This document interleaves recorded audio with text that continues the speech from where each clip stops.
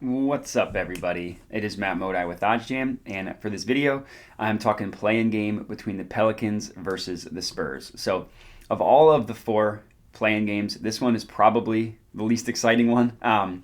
The East has, at least the second game, has the Hawks, who went to the conference finals last year, and the young and exciting Hornets.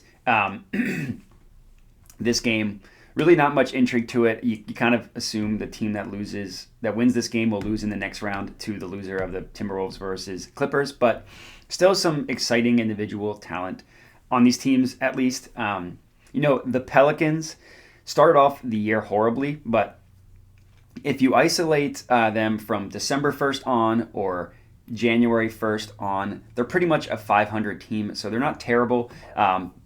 They finished the year 36 and 46, but that 10 game below 500 pace was pretty much the first month of the year. Since then, they've been a 500 team. And if you isolate them, since they made the CJ McCollum trade, so his first game with the Pelicans was February 10th, they actually have the 10th best net rating in the entire NBA since he played his first game with the Pelicans. Granted, they only have a 14 and 14 record since then, so they hovered there exactly 500. So that net rating didn't necessarily translate into wins, but at least, advanced analytics favored the Pelicans a little more favorably since they made that trade. I think it makes sense. The Pelicans obviously were missing Zion the entire year, but that team still has a little bit of the roster still has a little bit of talent. I love CJ as a scorer.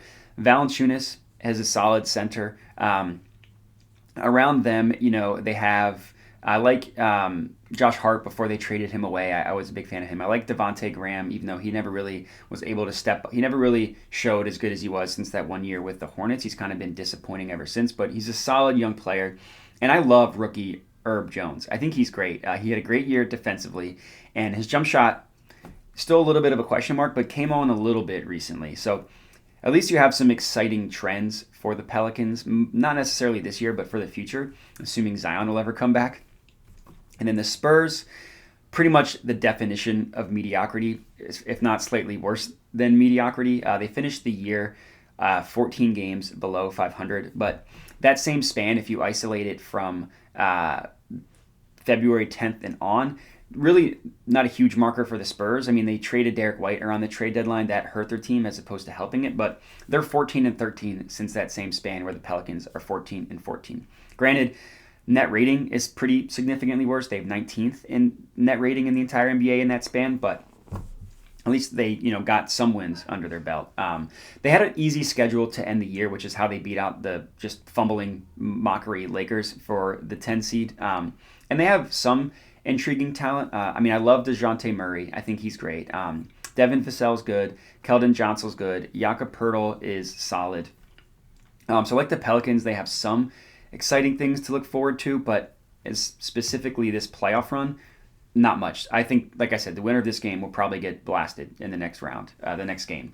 But looking at this game, so the money line odds, unsurprisingly, have the Pelicans as pretty decent favorites here. So OddsJam Perfect Line prices their money line at minus 196. Spurs are at plus 175. If you did want to bet the money line, I would probably recommend betting the Spurs at plus 180. There's a little bit more value there than there is on the Pelicans money line. But where I found a play was on the spread. So every single book, including the OddsJam Perfect Line, prices this at Spurs plus 5. Using the OddsJam NBA odds page, I found it on Spurs plus 5.5 at even money on BetMGM. So there's a little bit of value there, right? OddsJam Perfect Line has it at minus 115. I got it at minus 110 on BetMGM. So this is going to be my official pick. I do think the Pelicans win, I think there's a higher percent chance that the Spurs cover than the Pelicans win, if that makes sense. So I wouldn't be surprised at all if the Spurs ended up winning. While I do think the Pelicans win, I wouldn't be surprised if the Spurs won. So in that regard, I'll just take the points and I'll take the Spurs to cover the spread.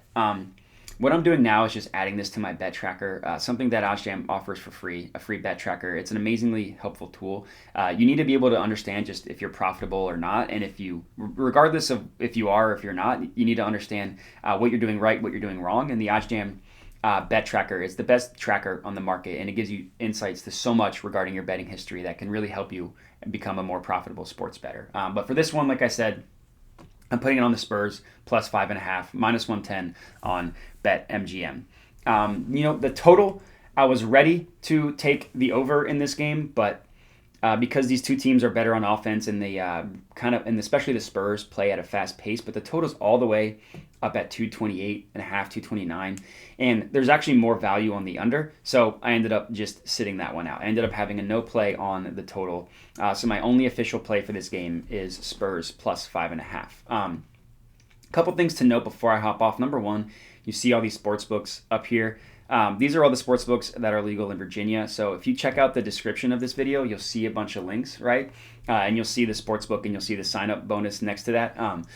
If there's a sports book that you're not signed up with, I 100% recommend signing up for any book that you don't have, using those links in the description. And then you can take advantage. You can use OddsJam to take advantage of those sign up bonuses. So you could arbit for free money. You could use the free bet converter or the low hold to just turn it into cash. Or you can do what I like to do, is use it on a plus money positive EV play and just let it ride. If you're not currently signed up for OddsJam, then just sign up, make a 7-day free trial. You'll start cashing, invest in your betting education. You'll start cashing, and then you'll want to sign up for the year. But like I said, as far as this video goes, that is all I got for you. So if you're tailing, Spurs plus 5.5 is my official pick. Let me know. Would love to hear it. You can hit me up at my Twitter handle below. You can also comment on the video and provide your feedback that way. Would also appreciate if you could like the video, click that plus, subscribe to the OddsJam YouTube channel. But that is all I got for you. So thanks for watching, and have a good one.